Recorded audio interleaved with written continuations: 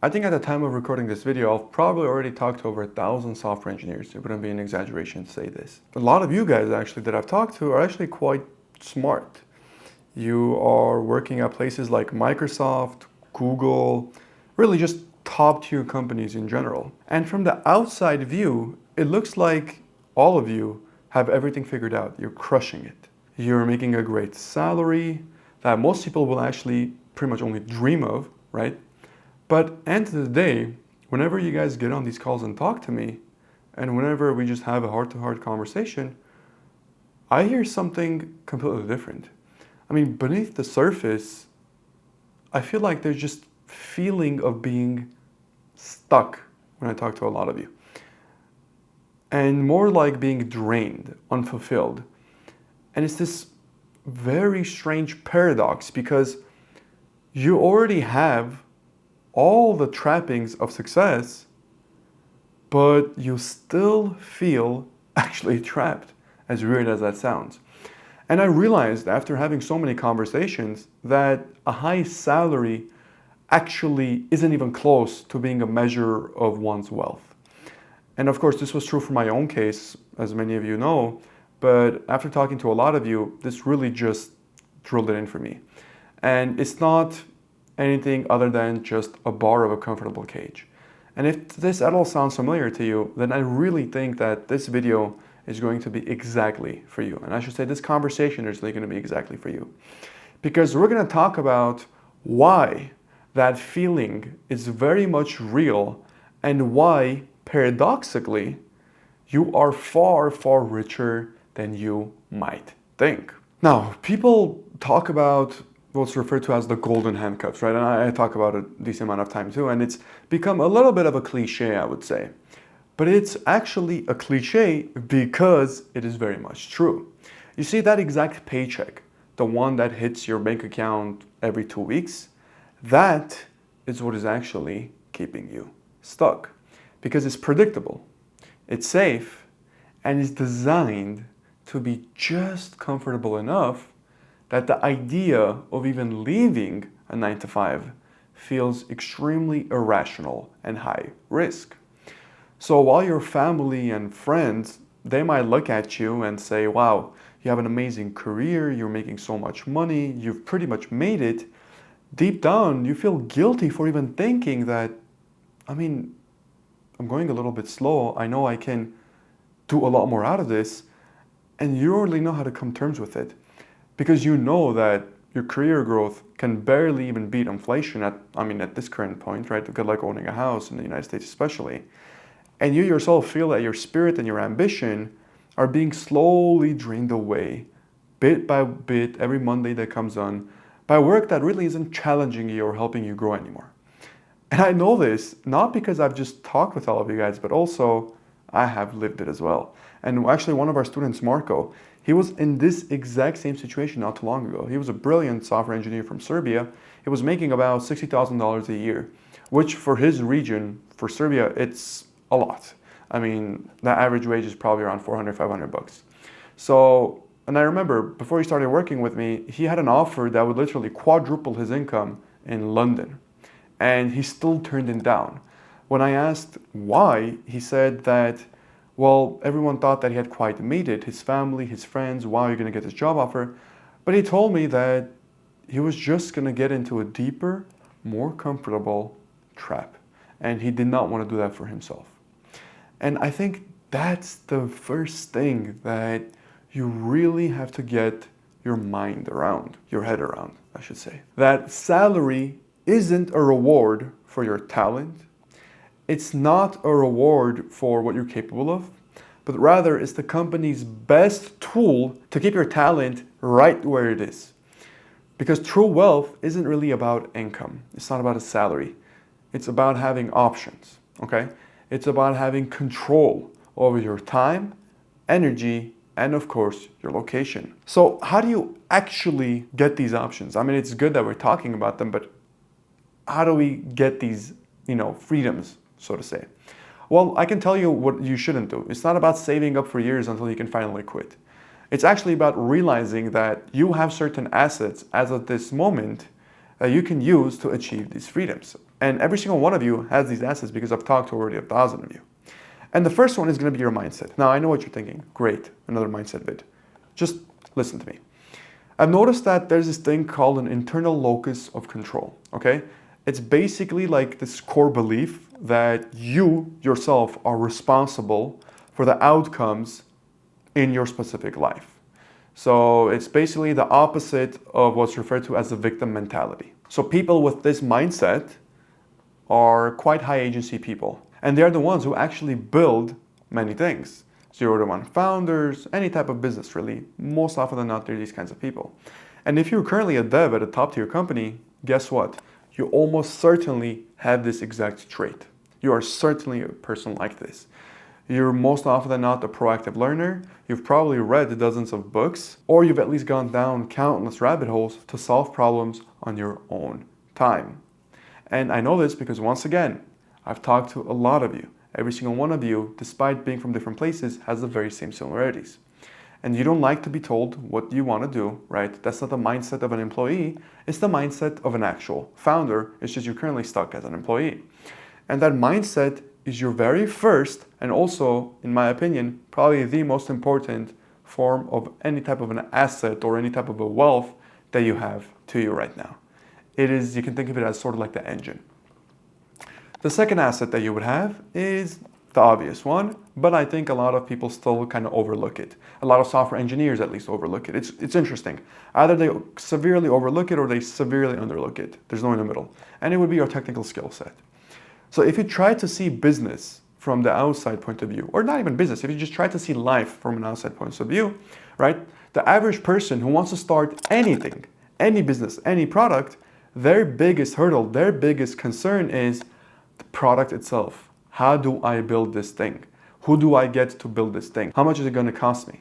They end up spending a small fortune and months of their own time and months of other people's time trying to find somebody like, let's say you, for example, to build even a basic MVP, a basic version of their exact idea. So you don't have that problem, right? For you, your biggest problem is more so the roadmap, the marketing, the clients, the sales. Building is the easy part. So your ability to actually create systems, to create something out of nothing, to automate, to solve very complex problems, that's not just a skill set that gets you a paycheck. It's an actual unfair advantage you have over other people, especially in business, because it lets you build and test your own ideas at near zero cost, only at the cost of your time, and at a speed that is pretty much not comparable to what anybody else could be doing, especially if you leverage AI to help you with it. And that leverage, I would say, would be your second form of wealth, right, or an asset. Now, you've got, as we already talked about, the mindset, which was the first asset, and now you've got the skills, which is the second asset. But there's still that fear that you have of risk, right? Because as most software engineers that I've talked to, the fear of giving up that steady income is really the biggest bottleneck. But again, I personally think it's all about reframing the problem at hand. That specific job that you have, the 9 to 5, the one that feels like a cage, can actually be your launch pad. So let me explain a little bit about this. The same golden handcuffs that pay you a decent amount and force you to essentially stay can be reforged into a proper investment funding. Let me explain. The high salary actually lets you build a very comfortable financial runway. It buys you time. It buys you time to think. It buys you time to experiment, time to test things out, time to get data and validate an idea on the side without having to risk your entire paycheck, okay? That is the most important part of your golden handcuffs. So we can take a look at it from the negative perspective of saying, oh wow, okay, it's preventing me from leaving. But at the same time, understand that same golden handcuffs can be a very good launchpad for you if you actually properly utilize that specific resource, right? So all that's really left to ask yourself is, what's the real risk here? I mean, is it the risk of leaving a comfortable job? Or is it the risk of waking up in, let's say, 10 to 15 years and feeling like you have wasted the best years of your life and your true potential at that? So that stagnation, in my opinion, is the real danger. That is the real risk of you regretting not doing something as opposed to doing something. So your job provides the stability to actually de-risk or transition into something a lot more important and, in my opinion, a lot better. Then that stability is your actually third form of wealth. So if you already have the mindset, the skills, on top of that, the stability, which is the launch pad, right? Why does it still feel so hard to start as a developer jumping into a business? Why the analysis paralysis? Well, after talking with a lot of you, I think it's because you're facing the one problem that all your technical skills can't immediately solve. Because what I've realized is you try to approach everything with the technical skill mindset. But whenever you see that it's a blocker, you become sort of this like caged overachiever, right? And I've met a lot of you on these calls. Because it's not necessarily about a lack of talent, it's not necessarily about a lack of drive, it's all about a lack of a clear, validated starting point. Many of you do not have that roadmap. Your biggest challenge is simply identifying a very specific problem that is actually going to be worth solving. So let's say you're an expert at building the how. What many of you struggle with is actually getting to the why, right? The who and the when. Because that's the entire game of business. Fundamentally speaking, it all starts with finding a painful what and a specific who. And that's not really a skill that they teach you in a computer science degree, nor at a corporate 9-to-5, unless you're working for a startup, and even then, it's not most of the time. And it's a completely different problem. But I can tell you it is a solvable one. And I think once you realize that, you start seeing yourself as this person who is actually already wealthy from the perspective of, look, I already have 4 assets, my mindset, my skills, my resources, right? You realize that the only thing that you're missing is that exact roadmap. It's not a miracle. It's not a crazy 1 in a billion type of lottery draw. All you really need is a starting line. And finding that starting line, that's the entire game that you're playing. That's literally all you have to do. Because the second you find the starting line, you already have so many advantages with your other skills and your other things that are going for you. The path to freedom and impact that you've been yearning for becomes way easier than you ever probably thought. So when you shift your definition of wealth and you actually identify that wealth has nothing to do with your paycheck, but rather your potential, you see that the cage that you so-called put yourself in just simply disappears. And all you see in front of you is an open field of opportunities, okay? And these opportunities are based on your mindset, your skills, and of course the launchpad that you have. So now that you're actually starting to see your hidden assets, the next logical step is to figure out, okay, this is all good and all, but how do you actually deploy them to find that very specific, painful, validated problem that you can help solve and get everything you want. Now, most devs get this part wrong, okay? They waste so much time and energy trying to find this one specific problem, trying to invent something completely new, right? Trying to create the next Google, trying to create the next Facebook. And they try to create something out of thin air. But honestly, there's a much simpler, way easier and more systematable way to finding such a painful problem that you can solve and get literally everything that we just talked about that you want. Actual wealth. And trust me, businesses will literally gladly pay you to just solve these type of problems.